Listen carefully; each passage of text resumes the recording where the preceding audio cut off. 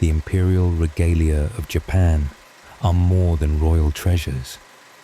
They are sacred objects that embody the very soul of the nation. The sword Kusanagi, the mirror Yata no Kagami, and the jewel Yasakani no Magatama are said to be divine gifts, passed down through generations of emperors as proof of their divine mandate. Unlike the crowns and scepters of Western monarchies, these relics are shrouded in secrecy and hidden from the public eye, appearing only in the most solemn imperial ceremonies. For over a millennium, these artifacts have remained central to Japan's imperial identity, their existence confirmed only by ritual and legend. Are they relics of the past, divine relics, or something more? What are their true origins? And why do they remain so deeply intertwined with Japan's imperial legacy? This is the story of Japan's 3 sacred treasures, the Imperial Regalia.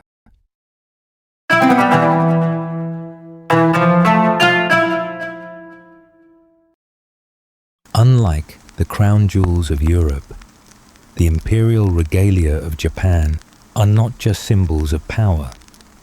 They are sacred objects tied to the divine origins of the Japanese imperial line.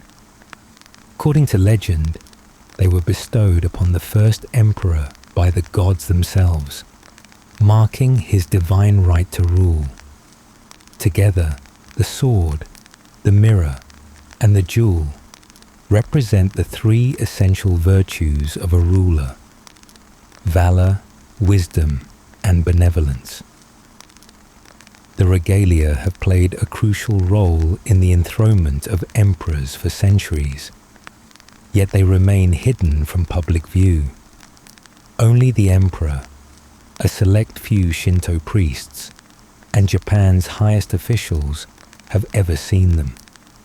Their true nature, whether historical artifacts, spiritual symbols, or both, remains one of the greatest mysteries of Japan's imperial tradition.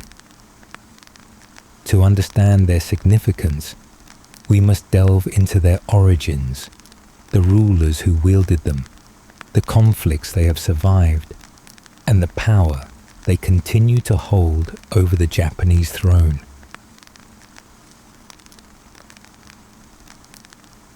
The origins of the Imperial Regalia are deeply tied to the mythology of Japan's divine ancestry. According to the Kojiki and Nihon Shoki, Japan's oldest historical texts, the regalia were gifts from Amaterasu, the sun goddess, to her grandson Ninigi no Mikoto when he was sent to Earth to rule. These treasures became the divine proof of his authority and were later passed down to Emperor Jimmu, the legendary first emperor of Japan. Each item carries a profound meaning. The Kusanagi's origins are deeply connected to the legends of the storm god Susanoo and his battle with the 8-headed serpent Yamata no Orochi. The sword represents bravery and martial strength. The Yata no Kagami, a sacred mirror, played a key role in coaxing Amaterasu out of her cave, restoring light to the world. The Yasakani no Magatama, a curved jewel, is a symbol of prosperity and continuity. Although these objects are deeply rooted in myth, historical records indicate that they were already revered in Japan's early imperial period. By the Heian era, 794 to 1185, the regalia had become essential to imperial succession, solidifying their role in the legitimization of the emperor's rule. But with such sacred treasures comes great conflict. Many have sought to steal or destroy them throughout history. If you're enjoying this page of the Codex, remember to subscribe down below for more like it. If you have an idea for the next video essay, please reach out with a comment down below so we can check it out, because we love you and we want you to be involved as a community. Now back to the video.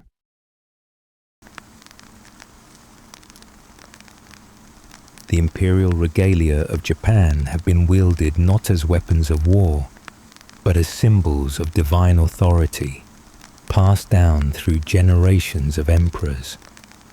Since ancient times, the Japanese emperors have been considered direct descendants of the sun goddess Amaterasu, and the regalia, said to have been gifted to her lineage, serve as proof of that sacred heritage. While the regalia are most closely associated with the emperors, there have been moments in history where their possession played a decisive role in Japan's leadership struggles. During the Genpei War, 1180 to 1185, the young emperor Antoku held the treasures under the protection of the Taira clan. However, at the climactic battle of Dan no Ura, the Taira, facing defeat, attempted to keep the regalia from falling into the hands of the Minamoto by casting them into the sea.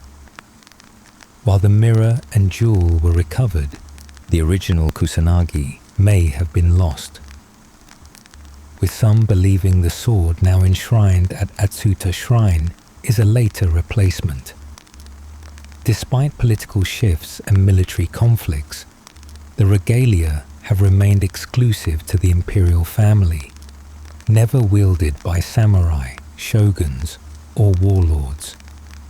Even in modern times, their role remains unchanged, as every new emperor undergoes a sacred enthronement ritual, where the regalia reaffirm the divine legitimacy of the chrysanthemum throne.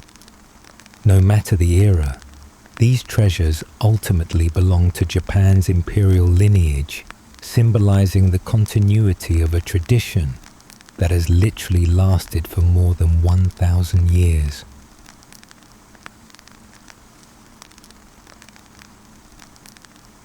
The power of the imperial regalia is not only in their symbolism, it is in the legitimacy they grant. Throughout history, rulers and warlords have sought to possess them, believing that holding the regalia could cement their claim to the throne. Unlike other mythological artifacts that were stolen or lost, Japan's sacred treasures have remained hidden from the public, their exact locations shrouded in secrecy. During the Namboku-cho period, 1336 to 1392, Japan was divided between rival imperial courts, one in Kyoto and another in Yoshino, each claiming possession of the regalia as proof of their legitimacy.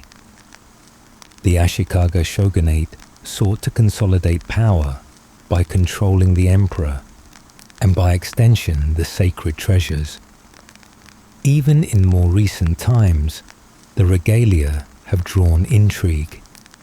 Scholars and historians have long debated whether the treasures currently housed in Japan's shrines are the originals or carefully maintained replacements, because only select priests and emperors are allowed to see them.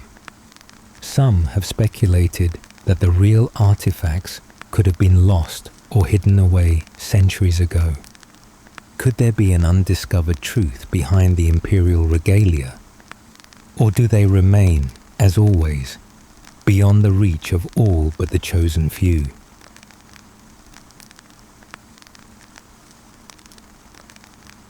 Despite being hidden from public view, the imperial regalia of Japan have profoundly influenced Japanese culture and modern storytelling.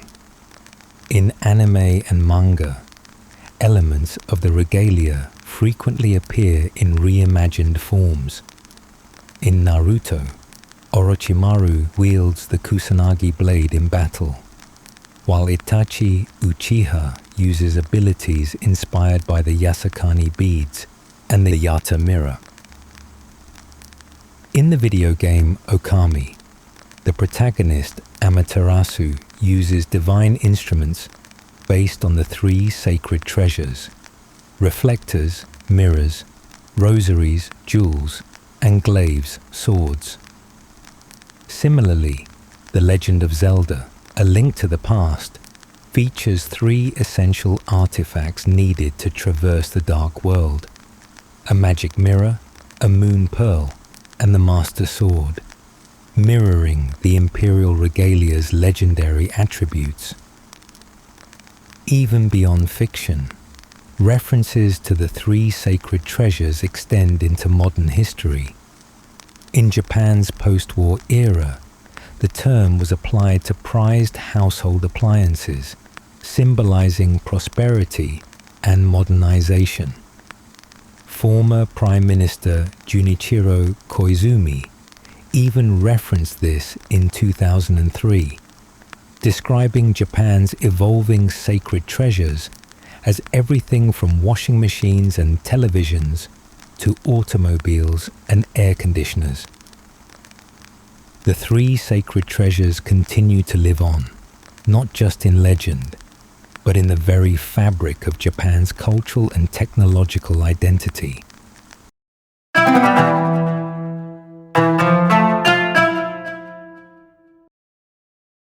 Though never revealed to the public, the Imperial Regalia of Japan are more than historical relics.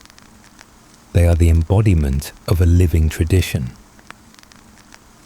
Whether divine artifacts or symbols of power, they continue to shape the very foundation of Japan's imperial system. Perhaps their true magic lies not in supernatural power, but in the belief they inspire, a connection to history, legend, and the divine. If you made it this far in the video, we think you probably liked it, so please make sure to subscribe to get a steady stream of endless historic and mythical lore. It will only take you a second.